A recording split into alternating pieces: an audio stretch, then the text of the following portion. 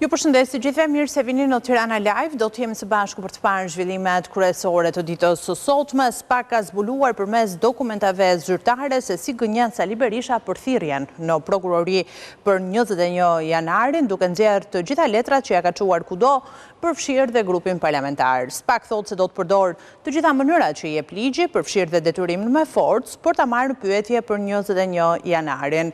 Tani pritet shihet nëse SPAK do të gjejë kurajon që nuk gjeti dot 15 vite më parë për të hetuar krimin shtetëror që la të vdekur 4 persona në bulevard. Edhe pse SPAK i dërgoi thirrje në 3 adresa, madje edhe në adresën elektronike, ish kryeministri Sali Berisha refuzoi të paraqitej në prokurorinë e posaçme për të marrë në pyetje në cilësinë e personit që ka dieni për vrasjen nga Garda e Republikës të 4 protestuesve dhe plagosjen e qindra të tjerëve me 21 janar të vitit 2011. SPAK kërkoi që Berisha të paraqitej të premten në orën 10 të mëngjesit për të marrë në pyetje nga prokurori i posaçëm Alfred Shehu, i cili po heton mbi procedimin penal të krimit shtetëror të 21 janarit. Pas refuzimit të Sali Berishës për t'u përgjigjur fletthirrjes, prokurori e posaçme me një reagim zyrtar thotë se kreu i Partisë Demokratike i janë dërguar 2 urdhër thirrje përmes shërbimit të postës shqiptare. E para thirrje është dërguar më datën 3 nëntor 2025 në adresën e banesës që Berisha të paraqitet me datën 7 nëntor, ndërsa pasi ai nuk është paraqitur, SPAK ka dërguar fletthirrjen e dytë në datë 7 nëntor në adresën e banesës, Partinë Demokratike dhe Kufend, ku kërkonte që Berisha të paraqitet me datën 14 nëntor. Por të dyja këto thirrje janë refuzuar, madje Berisha ka urdhëruar të tihet që askush të mos e marrë zarfin. Urdhërthirrja e parë është kthyer mbrapsht në prokurorinë e posaçme me shënimin: rojet janë autorizuar të mos marrin asnjë zarf. Zarfi i dytë është refuzuar nga stafi politik i grupit parlamentar të Partisë Demokratike. Në sqarimin e bërë publik, SPAK thotë se do të vijojë zbatimin e parashikimeve ligjore për njoftimin dhe paraqitjen e personit të thirrur, sipas afateve dhe detyrimeve të parashikuar në legjislacionin në fuqi. Në ligj parashikohet që pas refuzimit të 3 thirrjeve, prokuroria e posaçme i lindë drejta për t'u drejtuar policisë së shtetit për të shoqëruar personin e thirrur forcërisht. Por duke qenë se Sali Berisha është deputet i Kuvendit të Shqipërisë, ai gëzon imunitet për sa i përket shoqërimit të detyruar. Ndaj në këto kushte, në rast se Berisha do të vazhdojë refuzimin e thirrjes, SPAK mund t'i drejtohet Kuvendit me kërkesë për shoqërimin e detyruar të Sali Berishës për të marrë në pyetje. Thirrja e Berishës vjen disa ditë pasi SPAK mori në pyetje ish-ministrin e Brendshëm të asaj kohe Lulzim Basha. Për 21 janarin në korrik të vitit 2024, SPAK regjistroi procedim penal për 3 akuza: vrasjen e rrethana të tjera cilësuese në bashkëpunim, shpërdorim detyre, si dhe pengimi i zbulimit të vërtetës, të gjitha kryer në bashkëpunim. Por Sali Berisha justifikohet duke thënë se nuk ka marrë njoftimin për të paraqitur në SPAK. Doktori thret miting të hënë në bulevard, pikërisht aty ku në një krim shtetëror 15 vite më parë u vranë 4 protestues me plumba të qelluar nga godina e kryeministrisë. SPAK e nxjerr blof, Berisha i bën blok. Mbyllja atë bëni blok aty numrit tyre, sepse e kanë një agjensi mashtrimi. SPAK thotë se rojet e Berishës refuzuan të marrin fletthirrjet në dorëzim, por doktori e mohon. Është një gënjeshtër absolute. Është një gënjeshtër. Ato roje janë njerëz të përgjegjshëm, të cilat këta janë të paftyrë. Janë njerëz të përgjegjshëm të cilët më kanë dorëzuar mua çdo lloj dokumenti që ka ardhur aty. Dhe s'ka ndodhur kur kjo që thonë ata. Fletthirrja i ka ardhur dhe në email, po a e ka parë doktori në iPadin e vet? Asnjë. Asnjë. Urdhë?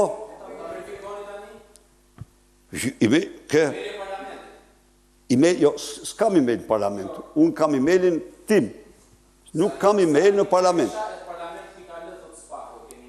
Urdhë, më falë një minutë.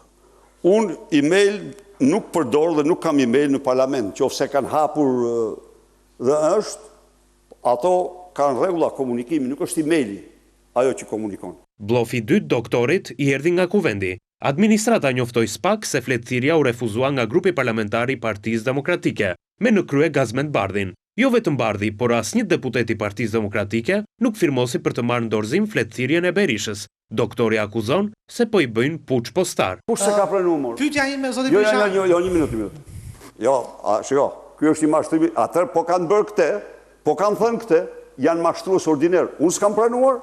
Kam fatmirësisht tek pallati njerëz që marrin postën. Marrin me firmë, të nxjerrin firmën. Unë kam njerëz në Seli, a e ka 23 vende. Atër pse del që vetëm parlamentin e Taulantit e paskan marrë? Shko qarë veglash të shpifura, të turshme. Berisha gjithsesi nuk shkoi këtë të premten SPAK, duke lënë fletëthirje të kalben në kuti postare, por të ënën, jo rastësisht, do të shkojnë në bulevard, para kryeministrisë, për të mbajtur protest. Në të njëjtin bulevard, ku më 21 janar 2011 u vran 4 qytetar, po gjatë një proteste, vetëm se kësaj radhe, Sali Berisha nuk dohet ndjek nga kati 3 si kryeministër, por në katin 0 si organizatori protestës, mbi gjakun e 4 të vrarëve, 14 vite më parë. SPAK të premten tha se do të zbatoj të gjithë prerogativat për ta sjellë Berishën të dëshmoj, qofte edhe me forcë. Të ënën e ka në bulevard, por Dumani, ashtu si në 21 janar 2011, duhet ta gjej forcën e ligjit dhe të karakterit që të përballë ish kryeministrin me të shkuarën e tij. Gjykata e posaçme urdhëroi SPAK të hetojë deputetin e Partisë Demokratike Arjan Doja për pastrim parash dhe fshehje pasurie. Pas një hetimi pasuror të kryer në 2023 ndaj ish-prokurorit të Durrësit të shkarkuar nga vettingu, Prokuroria e Tiranës kishte vendosur të mos niste hetim për të. Por gjykata e posaçme që mori çështjen nga Gjykata e Tiranës pasi Doja u zgjodh deputet, urdhëroi SPAK të nisë hetimet për këto dy vepra penale. Deputeti i Partisë Demokratike Arjan Doja do të hetohet nga Prokuroria e Posaçme SPAK për pastrim parash dhe fshehje pasurie. Gjykata e posaçme vendosi të premten të urdhërojë prokurorin për nisjen e hetimeve ndaj deputetit demokrat Arjan Doja. Në vitin 2022, ai u shkarkua nga detyra si prokuror, pasi nuk arriti të kalojë vettingun. Shkaku bë atentati nëntori të vitit 2019, ku Doja ndodhej bashkë me Aleksandër Lahën, i njohur si Rumi i Shiakut, kur u qellua me breshëri plumbash, të cilët vranë shoferin Andi Maloku. Doja së kohë prokuror mbeti i plagosur për prania e tij në makinë me një person me precedent penale e ndëshkoi në vetting 3 vite më vonë. Pikërisht gjetjet në lidhje me pasurinë e tij duket se janë bërë shkak për një hetim pasuror të nisur nga Prokuroria e Tiranës një vit më vonë, në vitin 2023. Pas verifikimeve të kryer, organi i akuzës në kryeqytet vendosi mos fillim të hetimeve dhe dërgoi çështjen në Gjykatën e Tiranës për konfirmim. Gjatë kohës së gjykata po shqyrtonte çështjen, Arjan Doja u zgjodh deputeti i Partisë Demokratike në zgjedhjet e 11 majit, duke u bërë kështu subjekt i SPAK. Gjyqtari i posaçëm Erion Çela evidentoi se dosja kishte element për të hetuar dhe vendosi që materialet ja përcjell gjykatës së posaçme për kompetencë. Ky e fundit, njësoj si Gjykata e Tiranës ka vlerësuar se Arjan Doja duhet të hetohet, por kësaj radhe dosja e tij i është dërguar SPAK për shkak të cilësive të personit si deputet dhe veprave penale pastrim parash dhe mosdeklarim pasurie gjatë kohës që ishte prokuror në Durrës. Pas shkarkimit nga komisioni i pavarur i kualifikimit në shkallën e parë të vettingut, Arjan Doja vendosi të mos përballet më tej, duke u larguar vetë nga sistemi i drejtësisë. Apeli i gjykatës së posaçme la në fuqi masën e sigurisë arrest në burg për Ilir Metën. Disa herë ish-presidenti ka bërë kërkesa për liri, por ato janë rrëzuar nga gjykatat. Gjykata e posaçme apelit ka rrëzuar kërkesën e Ilir Metës për të ndryshuar masën e sigurisë së arrestit me burg. Kjo është e disata herë që apeli i posaçëm rrëzon kërkesat e Ilir Metës për të dalë nga burgu, edhe pse ish-presidenti pretendon se në këtë fazë ai nuk mund të ndikojë tek procesi gjyqësor ndaj tij. Më herët, edhe të 3 shkallët e gjyqësorit, duke nisur nga shkalla e parë, gjykata e posaçme apelit, por edhe gjykata e lartë, i kanë rrëzuar kërkesat ndaj Ilir Metës për zvendësimin apo revokimin e masës së sigurisë. Më 17 nëntor pritet të zhvillohet edhe seanca paraprake në gjykatën e posaçme për Ilir Metën, Monika Kryemadhin dhe pandehurit e tjerë. SPAK mbylli hetimet për Ilir Metën në muajin korrik, ndërsa dosja u dërguar në gjykatë në fund të gushtit, ku të përfshirë janë 3 hetime, ajo aferës Cesdia, lobimi i Televizjes Socialiste për integrim në Shtetet e Bashkuara të Amerikës dhe hetimi pasuror. Meta dhe Kryemadhi akuzohen për korrupsion pasiv, pastrim parash dhe mosdeklarim pasurie. Të pandehur për këtë proces janë edhe Piero Xhixho, i cili akuzohet për korrupsion pasiv të funksionarëve të lartë të kryer në bashkëpunim, Fatime Kryemadhi, e cila akuzohet për pastrim parash bashkë me Ema Çokun. Ilir Meta ndodhet në paraburgim që prej tetorit 2024. Gjatë kontrolleve që vijojnë pas atentatit ndaj Gilmando Danit, policia ka zbuluar një bazë armësh, lëndësh shpërthyese dhe municionin në fshatin Zall të Fushkrujës. Pronari i banesës ku gjetë arsenali, Ylli Zalla, shpallur në kërkim dhe hetuesit kanë dyshime se ai ka furnizuar me armë grupin e atentatorëve ndaj Danit. 48 vjeçari është një person me precedent penal i arrestuar në vitin 2014 për prodhim bombash artizanale.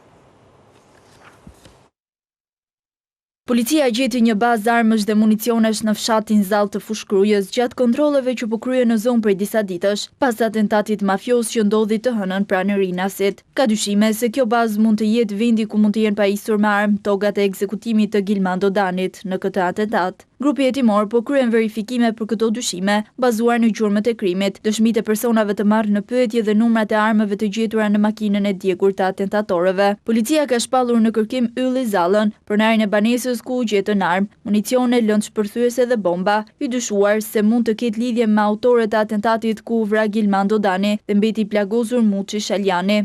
48 vjeçari Ylli Zalla është një emër i njohur për policinë. Ai është arrestuar edhe në vitin 2014 për prodhim të bombave artizanale. Në atë kohë Zalla dyshohej për lidhje me grupe terroriste të ISIS që dërgonin shqiptar për të luftuar në Siri. Një shqiptar në Francë qëlloi për vdekje me armëzjarri bashkëshortën e tij dhe më pas vrau veten. Krimi ndodhi në banesën e çiftit që kishte 2 fëmijë, shkak dyshohet janë bërë konfliktet mes 2 bashkëshortëve, pasi 30 vjeçaria Njeza Zeneli kishte kërkuar urdhër mbrojtje në tetor nga i shoqi Andon Janaçi. Çifti nga Korça ishte vendosur në Francë 4 vite më parë.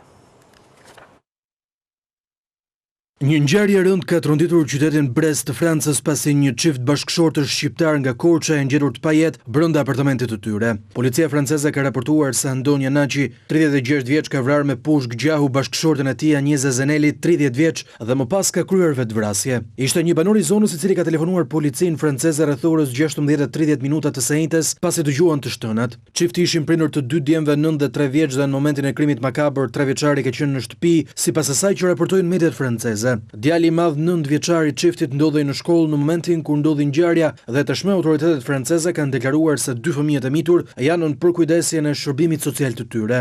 Burime pranë grupit hetimor thonë se bëhet fjalë për femicid. Gruaja shqiptare e cila u vra kishte denoncuar në 23 tetor bashkëshortin e saj për dhunë fizike dhe psikologjike, duke thënë se ishte shumë xheloz. Viktima më pas kishte tërhequr denoncimin e saj duke thënë se donte që bashkëshorti i saj të rehabilitohej dhe të ishin bashk. Njeza Zeneli, e cila u vra nga bashkëshorti i saj Andon Janaçi, i cili më pas kreu vetvrasje, kishte vetëm disa ditë që ishte kthyer në shtëpi pasi kishte qëndruar në qendrat e strehimit social pas denoncimit ndaj bashkëshortit. Nëna e Andon Janaçit, e cila jeton në Korçë, deklaroi për ABC News se kërkon ndihmë që të marrë trupin e pajet të djalit për ta varrosur në Shqipëri pasi nuk ka mundësi ekonomike për tërheqjen e tij. Ajo rrëfeu se i biri vuante prej kohësh nga ankthi.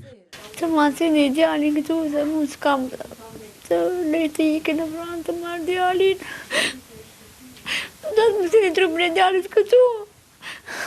Nuk u ka vetë më garaqë, me qikë më ne ka rogë marrë, unë të beju më korba.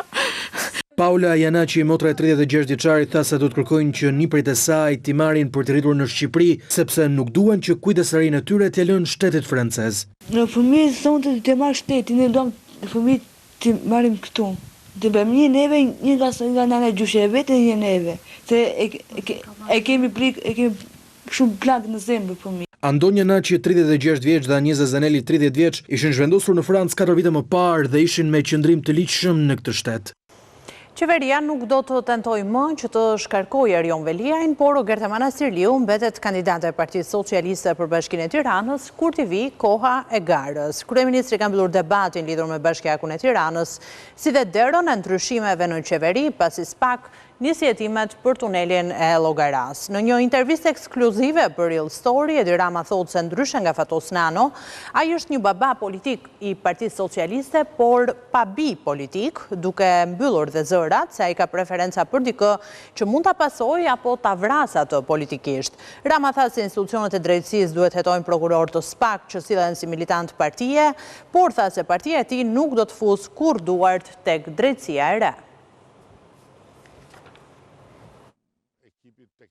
Erion Veliaj nuk do të shkarkohet, ndonse Tirana ndëshkohet. Nga Roma, në një intervistë për emisionin Real Story në ABC News, kryeministri Edi Rama i dha fund dilemave për Bashkinë e Tiranës. Ai konfirmoi qëndrimin në detyrë të Erion Veliaj deri në pranverën e 2027-s, pavarësisht nevojës së kryeqytetit për një kokë drejtuese.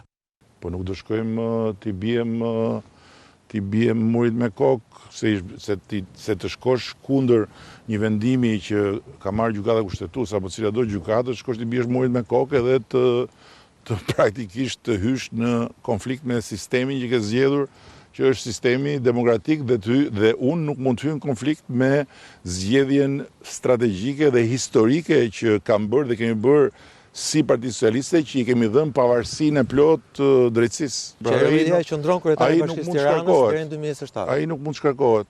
Kaq është shumë e thjeshtë. Pra, do vazhdoj të qëndroj kryetari i Bashkisë deri në 2027. Po ç'do bëjmë? Rama komentoi për herë të parë edhe hetimet e SPAK për zëvendës kryeministren Balluku, ndërsa la të kuptohet se asgjë nuk do të ndryshojë në kabinetin qeveritar. Edhe s'kam mund të bëj asgjë. Ç'do më bëj? Si tha Lori Boriçi, shiu ka punën e vet, ne kemi punën tonë. Ç'do të ndryshojë? Ju e dini. Ç'do të ndryshojë? Duhet mësohemi me këtë. Nuk është diçka që tani më kemi nevojë akoma të jetojmë për të mësuar. Duhet të mësohemi me këtë, që jetojmë në një sistem ku Partia Socialiste e Shqipërisë dhe askush tjetër, që t'jemi shumë qartë për këtë, me mua në krye, i kemi njohur pavarësinë e plot drejtësisë. Dhe njësoj siç janë tërhequr fuqitë koloniale nga territoret e kolonizuara, kemi tërhequr politikën nga territori i drejtësisë. E kemi tërhequr. Dhe jemi të vetmit garant për mos futjen përsërit politikës në territorin e drejtësisë. Pak ditë më parë, në ceremoninë e lamtumirës së Fatos Nanos, Rama pranoi se ishte ai që vrau babain politik, por a është sot dikush që mund ta vras atë politikisht? Se kam një birë që të më vras për momentin. Ndërsa Sali Berisha është thirrur të premten për të dëshmuar për 21 janarin, Rama e cilsoi atë tragjedi si testin më të madh për drejtësinë. Çdo 20 janari është bara më e madhe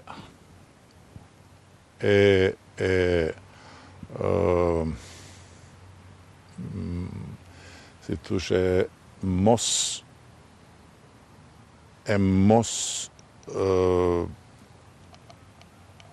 arritjes së drejtësisë që të tregojë se vërtet është e aftë dhe e gatshme të ngrihet në një lartësi tjetër dhe të merret me gjëra të mëdha, të merret me krime të mëdha, të merret me faje të mëdha,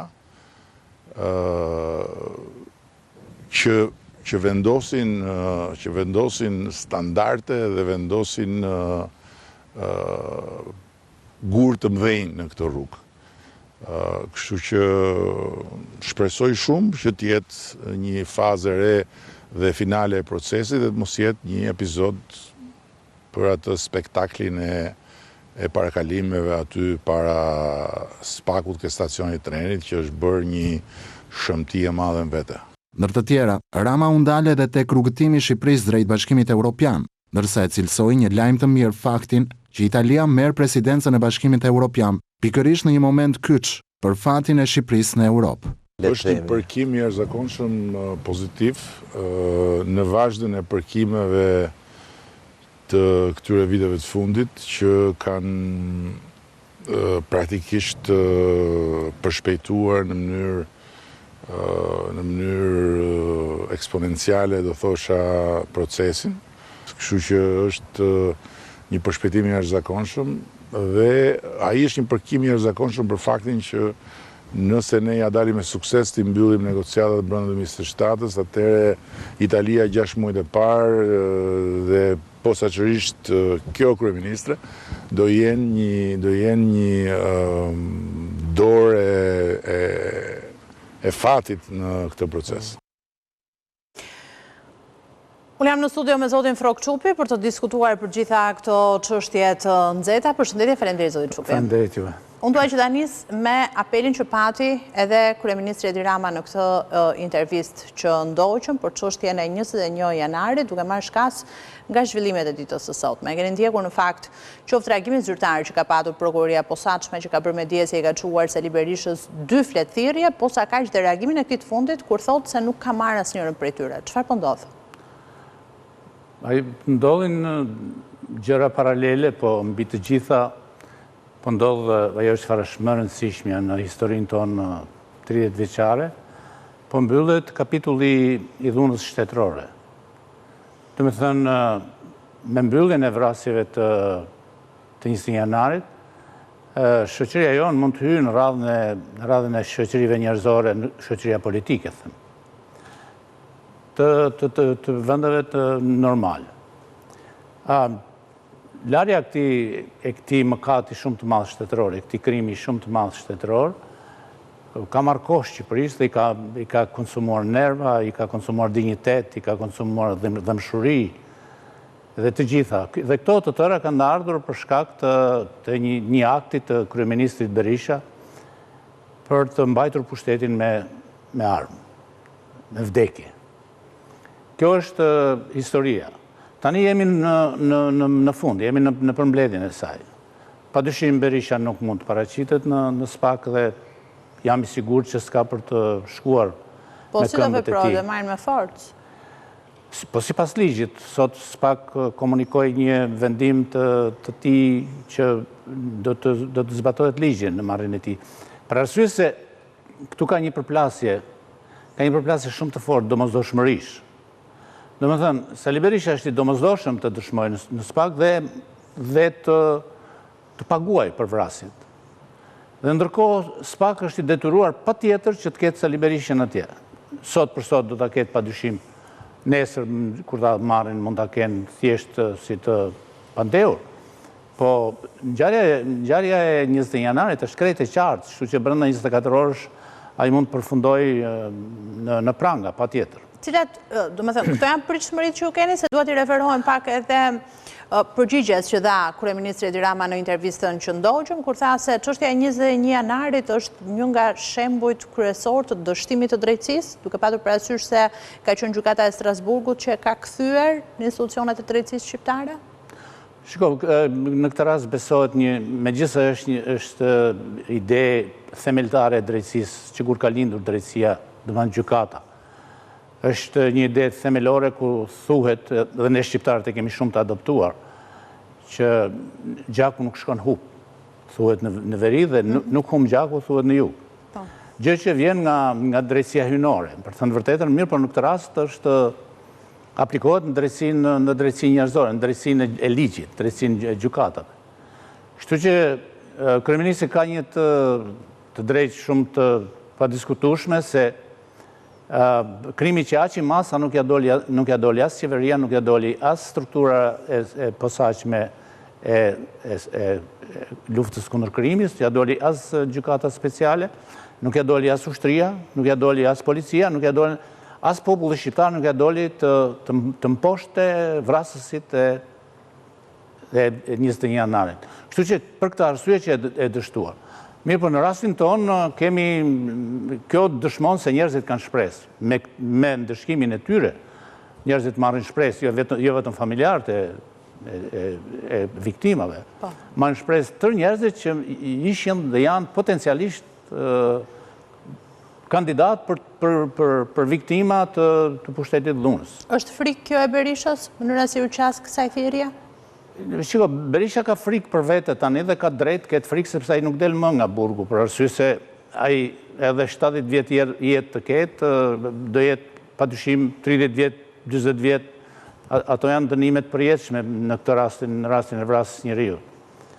Por ai vetë ka frikë se realisht ka një drejtë shumë të madhe në sensin human, sepse është në momentin kur për vete është shumë i lumtur sepse nuk do t'i ketë sy të hapur në kohën kur të kuptoj se si do të lahet gjitha i gjak që ka derdhur. Po do t'jenë bitë dhe do t'jenë militantët e tij që do t'a shikojnë se çak marrje do ketë në kuptimin e ligjit, sa shumë do të hakmerret ligji për vrasjet e njerëzve. Në Shqipëri kjo është ngjarje kulmore. Mos harrojmë Gërdecin. Mos harrojmë kundërshtarët që janë vrarë. Mos harrojmë hapjen e depove të armëve, mos harrojmë vrasjet rreth 3000 vetave ku edhe kullat binjake në Amerikë nuk kishin më shumë se 2991 të vrarë dhe megjithatë u bën ngjarje botërore. Jemi një popull i vogël që na ka vrarë një qeveri e cila qeveri udhëhiqej nga Sali Berisha si me thënë, me shkulmet ose me fuqit më të mëdha të urrejtjes dhe të dhunës. Mirë, do të mbetet për të parë në fakt se do të shkojë kjo çështje, duke patur parasysh se SPAK do të ketë mundësi që t'i dërgojë edhe një fletëthirrje tjetër, edhe pas mos përgjigjes së fletëthirrjes së tretë, pritet që të ndërmeren hapat e tjera, varet se si do të procedohet edhe me faktin se ai është deputet i Kuvendit të Shqipërisë dhe për çështjen e mandatit, megjithatë është një diskutim tjetër. Dua që të ndalemi së bashku në fakt edhe tek gjendja në Partinë Socialiste dhe tek të gjitha mesazhet që dha ditën e djeshme kryeministri Edi Rama në intervistën që zhvilloi me zotin Balla, konkretisht fillimisht me Veliajn. Ai tha se qeveria nuk do të tentojë më që ta shkarkojë Veliajn, megjithatë Gerta Manasiriu do të jetë kandidatja e Partisë Socialiste për Bashkinë e Tiranës. Si e shihni një qëndrim të tillë? Është shumë korrekte, më duket si përcaktim, si definicion. Është korrekt sepse ndërsa Partia Socialiste dhe vetë Edi Rama si kryeministër ka bërë maksimumin për ta mbështetur Erion Veliajn sapo është arrestuar. Dhe ka bërë atë gjë që do të bënte një kryeministër i cili i ka si thuash fuqitë parlamentare, i ka forcën morale, i ka shumicën parlamentare etj. Dhe një kryeministër i cili e ka besuar një funksionin kaq të lartë të kryetarit bashkisë. Me rastin e përkrajës Erion Veliajt, Edi Rama pësoi dhe e kritika bajagit të forta nga Bashkimi Evropian, kinse kishte ndërhyrë në drejtësi. Dhe sot e kësaj dite, Edi Rama përsëri po i thot drejtësisë, nxirrini dhe zbatoni një prej kërkesave realisht të drejtësisë normale evropianiste që i pandeuri, të hetohet në gjendje të lirë dhe të ushtrojë funksionet.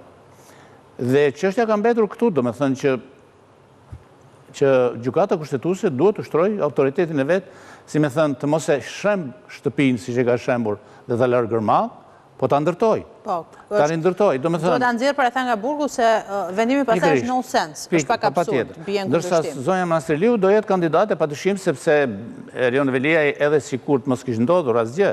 Në vitin 2027 nuk ka drejt më të kandidojë. Po, i mbaron. E para. Dyta është shumë e dyshueshme nëse gjykata kushtetuese vërtet do të jetë pozitive në raport me interesat e vendit dhe sidomos me interesat e Tiranës, ku do të krijojë mundësira që Erion Veliaj të vi të ushtrojë pushtetin e vet. Ai duhet të vi urgjentisht të ushtrojë pushtetin e tij të dhënë nga zgjedhësit deri në momentin që drejtësia do të vendosë për të po tjetë në burge, ka të pamundur, si shta dhe kryeministri. Ama gjykata kushtetuese, se duhet të thënë një gjë, vendimin e saj kishte me efekt zero. Dhe me thënë, ishte një vendim që nuk solli asgjë, Erion Veliaj e lanë burg, dekretin e presidentit e lanë fuqi, kandidatët i la përsëri kandidat, kushtetutën u pa që nuk e mbrojti dhe nuk e preku, dhe ishte një ku ishe, vetëm zgjidhja nuk dha. Nuk ka ndryshime në qeveri, pavarësisht hetimit të SPAK për tunelin e Llogaras. E kishit lexuar një çast të tillë? Thënë vërtetër, unë kam ndjekur mendje për të kuptuar çfarë ndodh atje dhe nuk kam lexuar akoma edhe në lajmet më të zeza në raport me atë vepër, po e quajmë vepër në ndjekje penale, nuk kam kuptuar se çfarë ka ndodhur. Domethënë, kam kuptuar se ka mesazhe, kam kuptuar se mesazhet mund të jenë të stisura ose të vërteta, por janë mesazhe njerëzore edhe kur shajnë kryeministrin. Edhe kur ministri shan kryeministrin, kjo nuk është vepër penale. Domethënë, të shikojmë se ku është dëmi dhe me sa duket tërheqja e përkohshme si duket e SPAK-ut, ka një kuptim që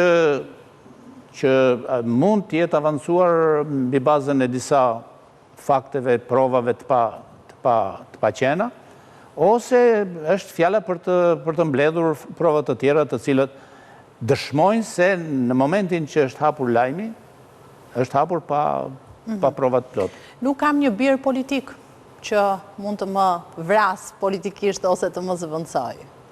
E mirë ka thënë, sepse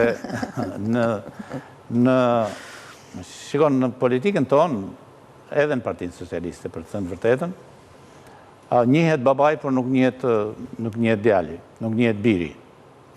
Dhe më thënë, gjithë politikanët e dinë se nga vinë, e dinë se sh'model kanë, por nuk kanë përgatitur një njeri tjetër që të jetë gjë që është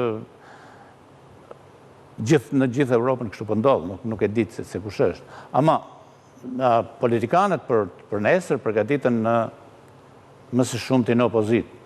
Por rasti i Partisë Socialiste është më i veçantë se sa disa parti qoftë dhe në rajon, për arsye se vjen nga një trashëgimi shtetëformuese dhe ka prodhuar gjatë rrugës, ka prodhuar liderës vërtet të paharruar, të plot fuqishëm. Në momentin që kanë qenë në pushtet, që kanë drejtuar parti, nuk kanë patur konkurrencë, thoni? Ose e kanë poshtur njëri tjetrin në historik? Konkurrent në brenda partiit kanë patur. Konkurrent në parti, për shembull, Fatosnano kishte plot. Madje një prej konkurrentëve të Fatosnanës u kthye sot është në burg sepse shkeli çdo parametër leadershipi dhe çdo parametër politik të ndershmërisë të ligjit të tjerë. Por kishte edhe konkurrent tjerë të cilit i shpiku Fatosnano. Domethënë tentoi t'i krijoj për të parë se ku shkojnë këtu në rrethana vet.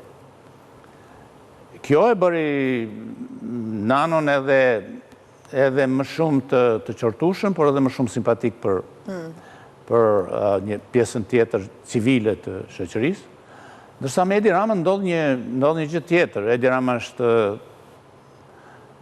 një, siç e thonë edhe si politologët, apo si thua studiuesët e politikës evropiane. Është një shans shumë i mirë që Shqipëria e ka në krye të qeverisë. Ose si me thënë, Shqipëria pas kaq shumë vitësh do kishte një kryeministër që të mund ta orientonte në rrugën drejt qytetërimit të përparuar. Kështu që në këtë sens kam përshtypjen se nuk mund të jenë dy në të njëjtën kohë paralel. Edi Rama e thash shumë saktë. Ne na duhet një qeverisje e konsoliduar, një qeverisje saktë, e fuqishme, e fortë dhe pa sentimentalizma në përkëmbë. Po, unë ju falenderoj shumë të Xupi. Faleminderit që ishit me mua, faleminderit për analizën që nda drejt për drejt me ne. Faleminderit dhe ju. Ne ndalemi tani me një shkëputje, rikthehemi pas pak.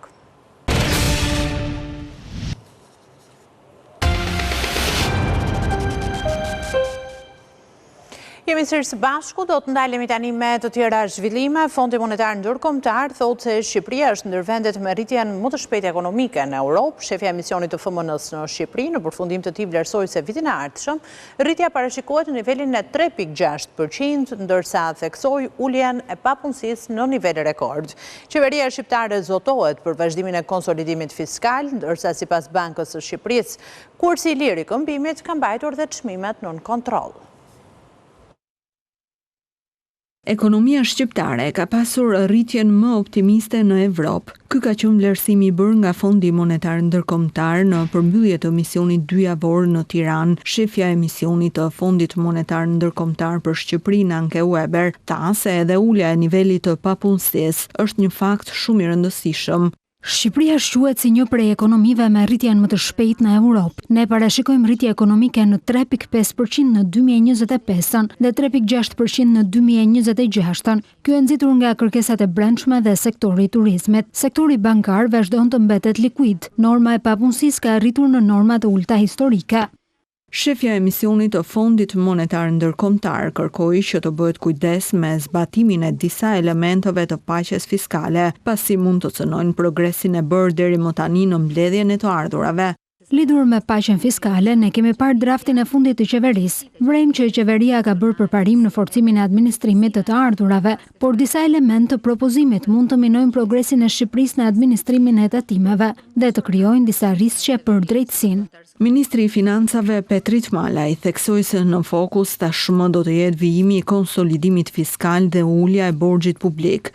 Në fushën e financave publike, konsolidimi fiskal përbën edhe një progres shumë fundamental. Balanca primare për vitin 2024 ishte pozitive me rreth 1.4% e prodhimit të brendshëm bruto, ndërsa borxhi publik gjatë vitit 2024 ka rënë në 54.2%, niveli më i ulët që kemi pasur që nga viti 2008. Edhe për gjatë këtij viti pritet sërish një balancë primare pozitive dhe reduktim i mëtejshëm i borxhit publik. Parashikimet e Bankës së Shqipërisë mbeten pozitive për një rritje ekonomike të qëndrueshme dhe inflacion të stabilizuar në objektivin prej 3%, ndërsa guvernatori theksoi se kursi i lirë i këmbimit ka luajtur një rol të rëndësishëm në mbajtjen stabil të nivelit të çmimeve.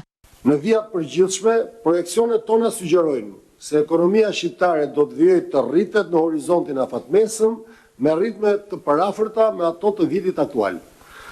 Në gjykimin ton, këto ritme rritje do të mundsojnë një shfrytëzim më të mirë të burimeve prodhuese të vendit, duke krijuar hapësira për kthimin e inflacionit në objektiv në gjysmën e parë të vitit 2026, si dhe regjimi i lirë i kursit të këmbimit, i krijon më shumë hapësira politikës tonë monetare të reagojë në kohën dhe në kahun e dur.